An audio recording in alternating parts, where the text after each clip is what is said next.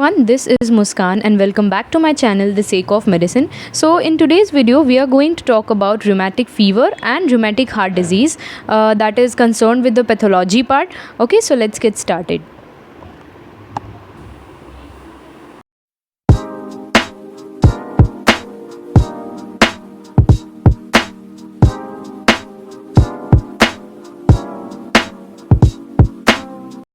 Okay so first we need to have the overview of the whole topic because ये बहुत ही बड़ा topic है.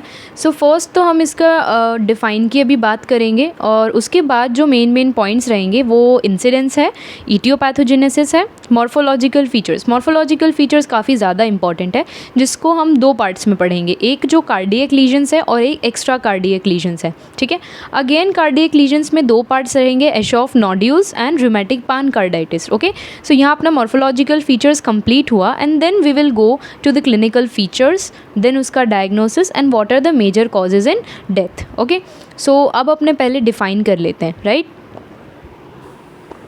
Okay, so title वाले page में देखा होगा आपने कि उसमें मैंने दो चीज़ें यूज़ की थी. First is the rheumatic fever and दूसरा मैंने लिखा था RH-D. ठीक है, सो दोनों टर्म्स में डिफरेंस है. रूमेटिक फीवर क्या है, जैसे कि फर्स्ट अगर आपको कोई स्ट्रेप्टोकोकल इन्फेक्शन हुआ हो कुछ वीक्स पहले, उसके बाद अगर आपको रूमेटिक जो मतलब सिम्टम्स आते हैं, आपको डिजीज़ होता है, that is rheumatic fever. Okay, that is a post streptococcal disease. Okay, and then उसके बाद अगर वो प्रोग्रेस करके आपके हार्ट को इफेक्ट कर जाए then that is called as the rheumatic heart disease. Okay, so अपने रूमेटिक फीवर को डिफाइन करते हैं.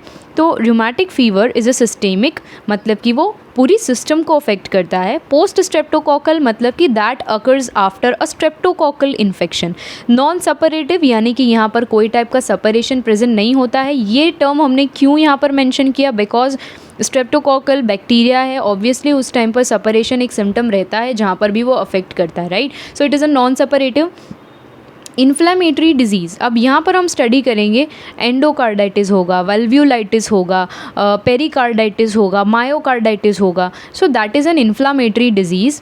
प्रिंसिपली जो कौन कौन से ऑर्गन्स को अफेक्ट करता है, सो first is heart, joint, CNS, skin and subcutaneous tissues. Okay, अब इसमें जो कार्डियक लीजन्स होते हैं ना, जिसमें ये हार्ट को अफेक्ट करता है, that portion is very much important for us, right. So एक बार डेफिनेशन रीड आउट कर लेते हैं. तो rheumatic fever is a systemic post streptococcal non suppurative inflammatory disease principally affecting the heart, joint, central nervous system, skin and subcutaneous tissue. चलो ठीक है, ये तो बात हो गई रूमेटिक फीवर की. अब व्हाट इज़ RH-D, जो रूमेटिक हार्ट डिजीज़ होता है वो क्या होता है.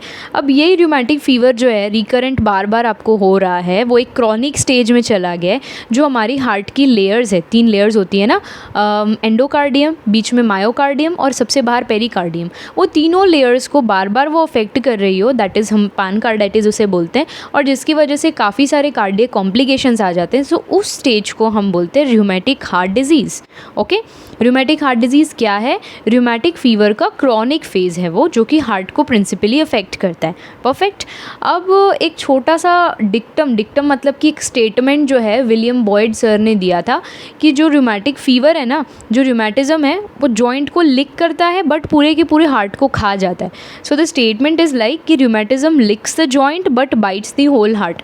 मतलब जॉइंट्स पर उसका इफेक्ट कम रहता है कंपैरेटिवली टू द हार्ट में वो पूरा का पूरा इफेक्ट कर जाता है. ओके, सो हमने डिफ़ाइन कर लिया, बेसिक चीज़ें समझ ली, अब हम आगे बढ़ते हैं. Okay, so first is incidence. पहली बात तो ये बच्चों में होती है between the age of 5 to 15 years. क्यों बच्चों में होती है, बिकॉज उनकी इम्यूनिटी जो है वो कम होती है. उस टाइम पे उनको बैक्टीरियल कोई भी इन्फेक्शन होने के चांसेस ज़्यादा रहते हैं. और ऐसे ये क्या है, स्ट्रेप्टोकोकल इन्फेक्शन के बाद होता है post streptococcal infection, that's why ये चीज़ उसमें होती है.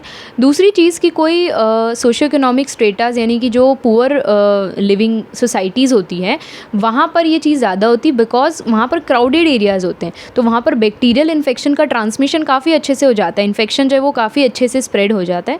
एंड स्लाइट फीमेल प्रीपोंडरेंस इसमें देखने को मिलता है, यानी कि स्लाइटली फीमेल में चीज़ ज़्यादा देखने को मिली है. Okay, now is the aetiopathogenesis. Aetiopathogenesis इसका बहुत अच्छा है. पहले तो जैसे इसमें कुछ एनवायरमेंटल फैक्टर्स दिए हुए हैं, ससेप्टेबल होस्ट फैक्टर्स दिए हुए हैं, इम्यूनोलॉजिक मैकेनिज्म्स दिए हुए हैं, देन वो फाइनली जाके RH-D बन जाता है. सो अब एनवायरमेंटल फैक्टर्स कौन कौन से.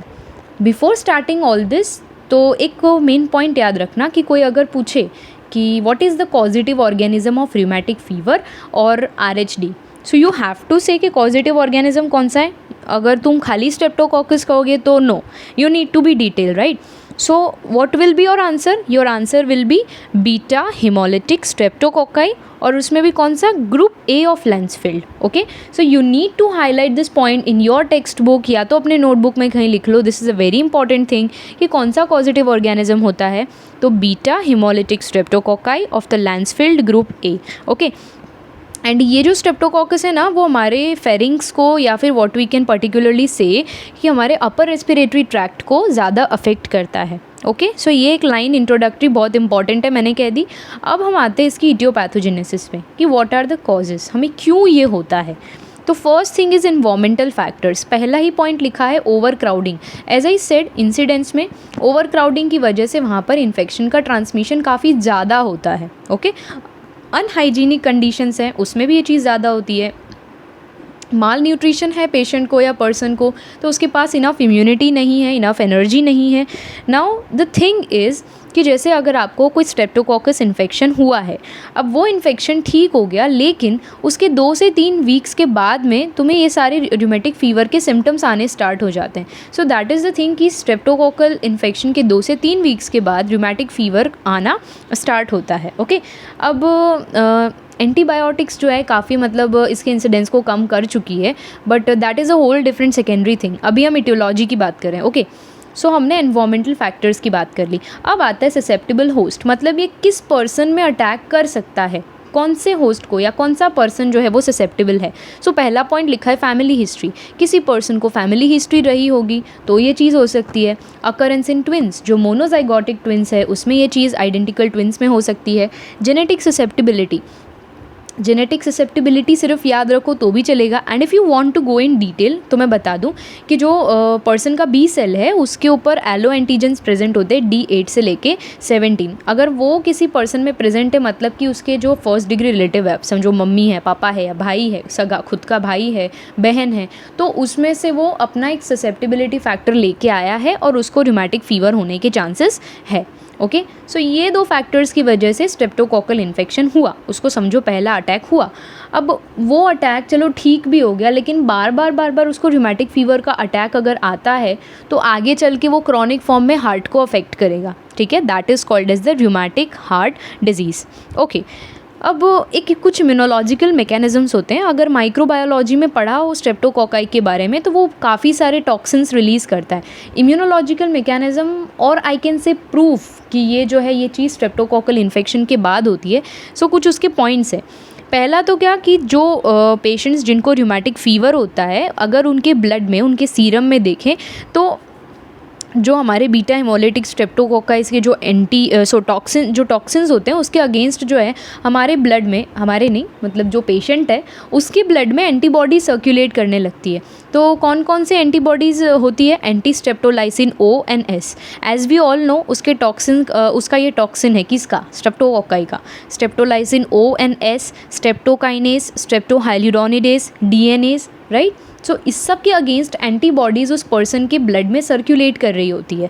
द नेक्स्ट थिंग इज़ कि हमारा जो स्ट्रेप्टोकॉकस है उसका जो सेल वॉल पॉलीसेक्राइड है वो हमारा जो कार्डियक वाल्व्स होती है उसके अगेंस्ट एंटीबॉडीज़ बना के हमारे कार्डियक वाल्व्स पे अटैक करना स्टार्ट कर देती है. ठीक है, and that will affect our heart. Okay, so मैंने क्या कहा, जो हमारा स्ट्रेप्टोकॉकस है उसका सेल वॉल पॉलीसेक्राइड हमारे कार्डियक वाल्व्स जो है, माइट्रल वाल्व है, एओर्टिक वाल्व है, ट्राइकस्पिड बाइकस्पिड, जो भी हमारी वाल्व्स है उसके अगेंस्ट जो है वो एंटीबॉडीज़ बनाती है और उसको अटैक करती है. Now the second thing is कि हमारा जो स्ट्रेप्टोकॉकस है उसका जो हाइलुरोनेट कैप्सूल है वो हमारे जॉइंट में भी हाइलुरोनेट जो ह्यूमन हाइलुरोनेट होता है उसके आइडेंटिकल होती है. सो वो जॉइंट्स में भी अटैक करने की टेंडेंसी रखता है, right. The next thing is जो मेम्ब्रेन एंटीजन है, स्ट्रेप्टोकॉकस के पास अपना मेम्ब्रेन एंटीजन होता है जो हमारे कार्डियक मसल्स पे जाके अटैक करता है. सो अगेन वो हमारे कार्डियक मसल पे आके अटैक कर गया, यानी हार्ट के सीक्वल होने के चांसेस ज़्यादा है. So this was all about the etiopathogenesis. Now we are talking about the morphologic features. अब देखो ये मॉर्फोलॉजिक फीचर्स ना काफ़ी ज़्यादा इंपॉर्टेंट है, इसमें काफ़ी सारी कॉम्प्लेक्स चीज़ें हैं। सो इसको एकदम शांति से एकदम क्लियर माइंड से समझना, एवरीथिंग विल बी एकदम क्लियर। ओके, सो मैंने जैसे बोला था कि इसमें हम दो चीज़ें पढ़ेंगे। पहला आता है कार्डियक लीजन, यानी कि जो हार्ट में हो रहा है। दूसरा आता है एक्स्ट्रा कार्डियक लीजन। अब कार्डियक लीजन्स में भी हमने दो चीज़ें पढ़नी है, एक होता है एशॉफ नोड्यूल्स या एशॉफ बॉडीज़, एंड दूसरा हम जो उसका पानकार्डाइटिस होता है, पानकार्डाइटिस का मीनिंग मैं आगे बताऊँगी, उसको पढ़ेंगे। ठीक है, अब व्हेन आई से एशॉफ नोड्यूल्स तो उसका मीनिंग क्या होता है? छोटी छोटी गोल गोल स्फेरिकल मस्त एकदम क्यूट सी बॉडीज़ होती है। They are not at all cute because वो किसी पर्सन को र्यूमेटिक हार्ट डिजीज़ क्रिएट करी। They are not at all cute, but थोड़ा सा फ़न के लिए दे आर छोटा छोटा क्यूट बॉडीज़, स्फेरॉइडल बॉडीज़, जिसका डायामीटर ज़्यादा से ज़्यादा 1 to 2 मिलीमीटर्स होता है, जो कि हमारे हार्ट के इंटरस्टिशियम में प्रेजेंट होता है। एंड अगर ये चीज़ प्रेजेंट है दैट मीन्स कि वो पर्सन जो है उसको र्यूमेटिक हार्ट डिजीज़ हो रहा है। ओके, अब ये जो एशॉफ नोड्यूल्स बनती हैं इसके 3 स्टेजेस होते हैं। कौन कौन से 3 stage? Early stage, intermediate stage, late stage. Early stage को हम एक्सुडेटिव भी बोलते हैं, हम उसको डीजेनरेटिव भी बोलते हैं। सेकेंड इज़ इंटरमीडिएट, इंटरमीडिएट को हम प्रोलिफरेटिव भी बोलते हैं, ग्रेन्युलोमेटस भी बोलते हैं। And third is the late stage या हीलिंग स्टेज या फाइब्रस स्टेज। अच्छा, मैंने ये जितने भी स्टेजेस बोले ये किसके हैं? जो हमारे एशॉफ नोड्यूल्स बनती है तो उसके स्टेजेस हैं, early stage, intermediate and let stage. 3 stages में हमारी एशॉफ नोड्यूल्स या एशॉफ बॉडीज़ जो है वो बनती है। Now let me tell you, Aschoff nodules और बॉडीज़ एक ही नहीं है। एशॉफ नोड्यूल्स जो है वो बन जाती है, मैं उसका मैकेनिज्म बताऊंगी अभी कैसे बनता है, और उसके आजू बाजू के स्ट्रक्चर्स मिलके पूरा एक एशॉफ बॉडी बनाते हैं। Okay, nice. So first is हमारा अर्ली स्टेज, एकदम कूल माइंडेड, शांति से समझना। अर्ली स्टेज हम बात कर रहे हैं, एशॉफ नोड्यूल्स के फॉर्मेशन की बात कर रहे हैं। तो ये कब बनता है? जैसे इंजरी या इलनेस हुई, तुम्हें कोई स्ट्रेप्टोकोकल इन्फेक्शन हुआ, उसके 4th वीक हमें ये अर्ली स्टेज जो है वो स्टार्ट हो जाता है। सपोज़ हमारा जो कनेक्टिव टिश्यू है, हार्ट का जो भी कनेक्टिव टिश्यू है या कोई भी हमारा कनेक्टिव टिश्यू है, उसमें उसमें एडिमा हो जाए। एडिमा होने के बाद वहाँ पर म्यूकोपॉलीसैकेराइड का एक्यूमुलेशन होना स्टार्ट हो जाए। अब उस एक्यूमुलेशन की वजह से क्या होगा कि जो कोलाजन फाइबर्स हैं उनके बीच में जगह क्रिएट हो जाएगी। जगह क्रिएट हो जाएगी मतलब कोलाजन फाइबर्स अलग अलग हो जाएंगे। अलग अलग हो जाएंगे मतलब वो फ्रेगमेंट हो गए, डिसइंटीग्रेट हो गए। सो दैट्स वाई क्या होगा, जो अफेक्टेड पार्ट है that will look like a fibrin, and that's why हम इस अर्ली स्टेज को फाइब्रिन डिजेनरेटिव स्टेज बोलते हैं। ठीक है, अर्ली स्टेज में 4th वीक में हमें देखने को मिलेगा। अब यहाँ पर ये फाइब्रिन जैसा अपीयरेंस है, that's why this is called as the fibrinoid degeneration. Now what is intermediate stage? Intermediate stage में क्या होता है, ये 4 से 13 वीक ऑफ इलनेस में हमें ये देखने को मिलता है। अब this stage is very interesting, right. अब एक चीज़ इसमें ध्यान रखना कि नॉर्मली हमारे हार्ट में कार्डियक हिस्टियोसाइट्स प्रेजेंट होते हैं। हिस्टियोसाइट्स मतलब कुछ ज़्यादा बड़ी चीज़ नहीं है, बस हार्ट में जो माइक्रोफेजेस प्रेजेंट होते हैं ना, उसी को हिस्टियोसाइट्स कहा जाता है। ठीक है, उसी को एनिट्सको सेल्स भी बोलते हैं। So there are 3 different name. मैं बोलती हूँ उसे कार्डियक मैक्रोफेजेस बिकॉज मुझे चीज़ें कॉम्प्लेक्स करना नहीं पसंद। ओके, एनिट्सको सेल्स बोलते हैं एंड कार्डियक हिस्टियोसाइट्स बोलते हैं। They are all same. Okay, but Aschoff bodies जब बनती है तब ये कार्डियक हिस्टियोसाइट्स जो है या what we can say cardiac macrophages जो है वो इंक्रीज़ हो जाते हैं। बट ऐसा ज़रूरी नहीं है कि अगर तुम्हारे हार्ट में कार्डियक जो मैक्रोफेजेस है वो इंक्रीज़ हो गए तो तुमको RH है जो जाओ। नो, ऐसा ज़रूरी नहीं है। दे आर नॉट स्पेसिफिक कि इंक्रीज़ हो जाए तो एशॉफ बॉडीज़ है तो फिर तुम्हें RH होगा। नो, नाउ सी, ये कार्डियक हिस्टियोसाइट्स की थोड़ी सी एनाटॉमी देखते हैं, थोड़ा सा हम उसका हिस्टोलॉजिकल स्ट्रक्चर देखते हैं। तो ये कैसा होता है, एक बड़ा सा सेल होता है जिसमें एक ही न्यूक्लियस प्रेजेंट होता है और उसका साइटोप्लाज्म जो है वो एम्फोफिलिक होता है। ठीक है, दूसरी चीज़ कि हम इंटरमीडिएट की ही बात कर रहे हैं। अब इसका जो न्यूक्लियाई है, हमारा जो एनिट्सको सेल है उसका न्यूक्लियाई वेसिक्यूलर होता है और उसका जो क्रोमेटिन मास है वो एकदम सेंटर में प्रेजेंट होता है। ये इमेज में दिख रहा है ना, इसमें ये जो मैंने जो CS है that is the central cross section और LS मतलब कि लॉन्जिट्यूडिनल सेक्शन। सो बीच में जो ब्लू है ना, दैट इज जो डार्क ब्लू है वो क्या है, क्रोमेटिन मास है। वो क्रोमेटिन मास जो है वो क्रॉस सेक्शन पे हमें ग्लोब्यूलर दिखेगा, सर्कुलर दिखेगा, और लॉन्जिट्यूडिनल सेक्शन पे कैसा दिख रहा है, कैटरपिलर लाइक दिख रहा है, राइट। सो ये नॉर्मल हमने बात कर ली, लेकिन व्हाट हैपन्स इज़ कि कभी कभी ये जो कार्डियक हिस्टियोसाइट्स है वो मल्टी न्यूक्लिएट हो जाते हैं, मतलब होना तो चाहिए उसमें एक ही बड़ा सा न्यूक्लियस, लेकिन वो मल्टी न्यूक्लिएट हो जाते हैं, 1 से 4 न्यूक्लियस जैसे उसमें प्रेजेंट होते हैं। Now that is what we call as the Aschoff cells. Okay, ये बन गए हमारे एशॉफ सेल्स। तो हमने क्या बोला, एशॉफ सेल्स या एशॉफ बॉडीज़ या नोड्यूल्स कैसे बनते हैं, हमारे जो कार्डियक हिस्टियोसाइट से नॉर्मली कैसे होते हैं, एक ही न्यूक्लियस उसमें प्रेजेंट होता है, बड़ा सा सेल होता है, लेकिन जब उसमें सेल्स के नंबर बढ़ जाते हैं हम उसको सिंपली एशॉफ सेल्स बोलते हैं, राइट। न्यूक्लियस बढ़ जाते हैं तो हम उसको एशॉफ सेल्स बोलते हैं। That was about the intermediate stage.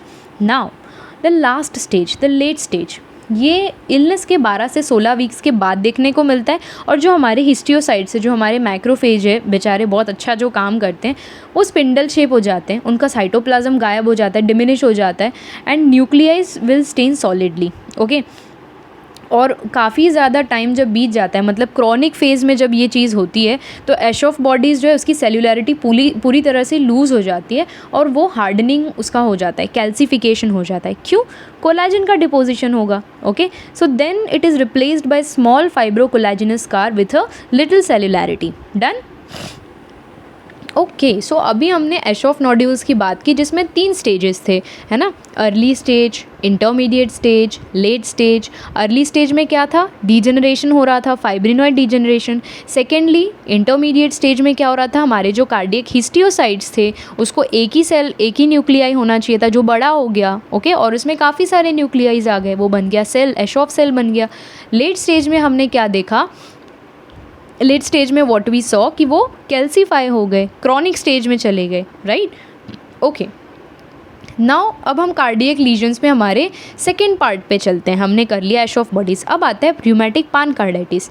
अब पानकार्डाइटिस का मीनिंग क्या होता है कि कार्डियक हमारा जो हार्ट है उसकी 3 लेयर्स होती है। सबसे अंदर होता है एंडोमेट्रियम, एंडोकार्डियम, एंडोमेट्रियम तो यूट्रस में होता है, आई एम सॉरी, एंडोकार्डियम, फिर मायोकार्डियम एंड देन आता है पेरिकार्डियम, राइट। ये 3 लेयर्स होती हैं। जब इन तीनों लेयर्स का इन्फ्लामेशन हो, आइटिस मतलब इन्फ्लामेशन, जब इन तीनों लेयर्स का इन्फ्लामेशन हो, that is called as pancarditis. Okay, now अब एक एक करके हम इन सारी लेयर्स का इन्फ्लामेशन पढ़ेंगे। सबसे पहला आता है र्यूमेटिक एंडोकार्डाइटिस। अब र्यूमेटिक एंडोकार्डाइटिस में भी हमें 2 चीज़ें पढ़नी है, पहला वेल्व्यूलाइटिस और दूसरा आता है म्यूरल एंडोकार्डाइटिस। वेल्व्यूलाइटिस यानी वाल्व्स का इन्फ्लामेशन होना, म्यूरल एंडोकार्डाइटिस मतलब कि म्यूरल मतलब रिलेटेड टू वॉल्स, पूरी वॉल मतलब एंडोकार्डियम की पूरी वॉल का इन्फ्लामेशन होना, राइट। सो हम वेल्व्यूलाइटिस की बात करते हैं। तो वाल्व्स कैसी हो जाती है, अगर उसका इन्फ्लामेशन हो तो उसमें इडीमा हो जाता है, राइट, उसकी ट्रांसल्यूसेंसी जो है वो लूज़ हो जाती है। वेजिटेशंस यानी कि वहाँ पर छोटे छोटे जो है ना वेजिटेशंस यानी कि what we can say nodes type के, नोड्यूल्स टाइप के फॉर्मेशन हो जाता है। अब अगर कोई माइट्रल वाल्व है, क्रॉनिकली हील्ड है, तो वो कैसी दिखेगी, फिश माउथ या बटन होल स्टेनोसिस हो जाएगा उसमें। क्यों? बिकॉज ये जो वेजिटेशंस है उसका वहाँ पर हार्डनिंग हो गया है, राइट। ये तो हमने ग्रॉसली देखा। माइक्रोस्कोपिकली हम वेल्व्यूलाइटिस की बात कर रहे हैं, तो अर्ली स्टेज में हमें कैसा दिखेगा, एज आई सेड लीफलेट्स का इडीमा होगा, हाइपरेमिया हो जाएगा। डोंट वरी, इसका मैं इमेज भी दिखाऊंगी। वहाँ पर काफ़ी सारे सेल्स का इकट्ठे हो जाएंगे, लिम्फोसाइट्स है, प्लाज्मा सेल्स है, हिस्टियोसाइट्स, पॉलीमॉर्फ्स, राइट। और वहाँ पर इओसिनोफिल्स जो है वो ज़्यादा देखने को मिलेंगे। एंड द थिंग इज़ कि ये चीज़ स्टेराइल होगी। यहाँ पे कितने भी सेल्स देख लो, कितना भी इन्फ्लामेशन देख लो, बट एट दिस पॉइंट यहाँ पर एक भी बैक्टीरिया प्रेजेंट नहीं होगा, ठीक है। चाहे हम रूमेटिक फीवर की बात करें या रूमेटिक हार्ट डिजीज़ की बात करें, एक भी पार्ट में हमें बैक्टीरिया एक्टिवली वहाँ पर प्रेजेंट नहीं मिलेगा। हाँ, भले उसका टॉक्सिन हो सकता है, लेकिन bacterias will not be there. Okay, हमने अर्ली स्टेज की बात कर ली। हील्ड स्टेज में क्या होगा, जो वेजिटेशन है उसका कैल्सिफिकेशन हो जाएगा, ठीक है। तभी तो बटन होल जैसा दिखेगा, हमारा माइट्रल वाल्व है उसके आजू बाजू वेजिटेशन है, वो हील हो गया तो कैसा दिखेगा, बटन होल या फिश के माउथ जैसा दिखेगा। फिश का माउथ कैसा छोटा सा होता है वैसा दिखेगा। Okay, now see, mitral valve में हम एट्रिया की सरफेस से देख रहे हैं दोनों, और एओर्टिक वाल्व में हम वेंट्रिकल की सरफेस से देख रहे हैं, दोनों में हमें वेजिटेशंस दिख रहे हैं। अब इस साइड देखो, this is the chronically healed mitral valve. अब इसके आजू बाजू स्टेनोसिस हो चुका है, ये कैसा इसका छोटा सा फिश माउथ जैसा अपीयरेंस हो गया है, राइट। ओके, अब ये क्या है, ये वेल्व्युलाइटिस में जो मैंने फीचर्स बताए थे माइक्रोस्कोपिक फीचर्स के, इडीमा होता है, राइट, यहाँ पर मोनोन्यूक्लियर सेल्स दिख रहे होंगे, कंजेशन है, फाइब्रिन प्लेटलेट का थ्रोम्बस फॉर्मेशन हो गया है, done. So there is nothing complex.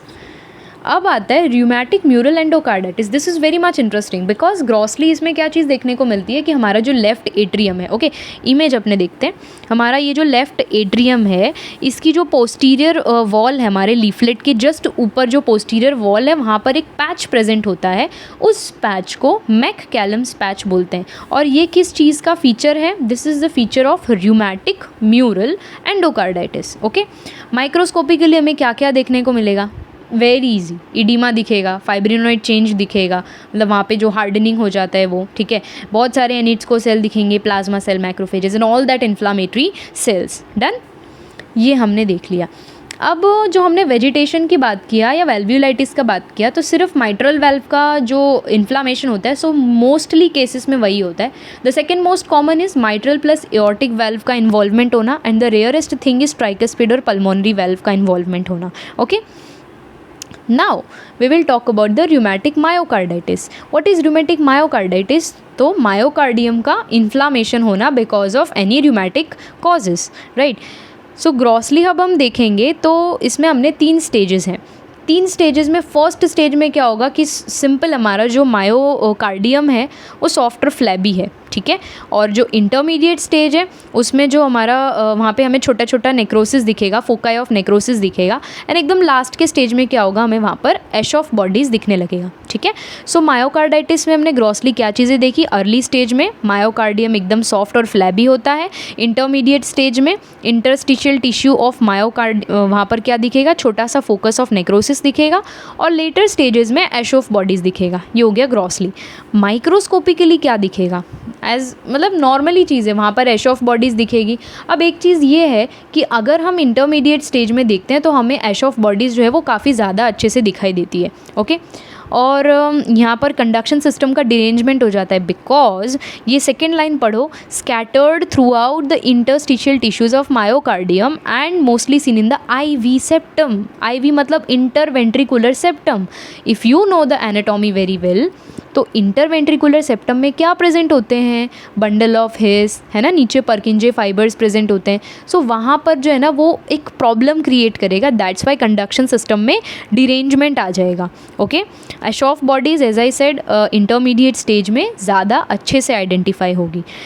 Last stage में एकदम लेटली एक छोटा सा फाइब्रस स्कार बन जाएगा, ओके। अब लास्ट चीज़ आती है र्यूमेटिक पेरिकार्डाइटिस। ग्रॉसली हमें बहुत सारे डिफरेंट काइंड्स ऑफ पेरिकार्डाइटिस होते हैं। यहाँ पर जो है फाइब्रिनस पेरिकार्डाइटिस दिखेगा बिकॉज वहाँ पर फाइब्रिन का डिपोजिशन हो जाएगा। अब जैसे 2 लेयर्स है हमारी पेरिकार्डियम की, पता होगा एनाटॉमी अगर पढ़ा होगा अच्छे से फर्स्ट ईयर में, तो कि उसमें 2 लेयर्स होती है, एक पैराइटल होती है और एक विसरल होती है, पेरिकार्डियल लेयर। तो उन दोनों पेरिकार्डियल लेयर को हम जब एक दूसरे से अलग करते हैं ना, तो पता है ब्रेड बटर हम कभी उसमें ज़्यादा बटर लगाते हैं तो उसको खोलते तो कैसा लगता है? बटर जो इसमें थोड़ा सा चिपका रहता है, स्ट्रिंग जैसा लगता है। सो 2 लेयर्स को अलग करेंगे तो वैसा ब्रेड बटर जैसा अपीयरेंस इसमें दिखाई देगा। माइक्रोस्कोपिकली वहाँ पे सेल्स का इन्फिल्ट्रेशन रहेगा और जो एश ऑफ बॉडीज़ है वो अपने हील्ड स्टेज में या क्रॉनिक स्टेज में दिखाई देंगे और इसका कोई भी लॉन्ग टाइम कॉम्प्लिकेशन नहीं होता है, ओके। सो यहाँ पे हमने काफ़ी सारी चीज़ें आज डिस्कस किया। सबसे पहले तो हमने एश ऑफ बॉडीज़ के बारे में पढ़ा। एश ऑफ बॉडीज़ में वी हैड 3 स्टेजेस कि वो कैसे बनता है, ठीक है। अर्ली, इंटरमीडिएट, लेट स्टेज, ठीक है। अर्ली स्टेज में क्या था देखा, इंटरमीडिएट में देखा एंड लेट स्टेज में देखा, डन। सेकेंड थिंग हमने देखी र्यूमेटिक पैनकार्डाइटिस, उसमें भी हमने 3 चीज़ें देखी, एंडोकार्डाइटिस, मायोकार्डाइटिस, पेरिकार्डाइटिस। एंडोकार्डाइटिस में which 2 things we discussed? Valvulitis and mural endocarditis, done. Second myocarditis and pericarditis, okay. So we are done for today because ये काफ़ी कॉम्प्लेक्स टॉपिक है, इसको पूरा एक वीडियो में समझाना is not possible, it is next to impossible. So हमने यहाँ पर मेन चीज़ कवर कर ली है। नेक्स्ट वीडियो में we will talk about the extra cardiac lesion, clinical features, उसका diagnosis and what are the major causes of death that can occur because of this thing, okay. So if you have any kind of doubt you can ask me in the comment section, you can DM me on my Instagram, all the links are in the description below, right? On my Instagram I post different kinds of informative posts, I post some entertaining reels, and on Telegram you can join me for participating in different kinds of quizzes going on there.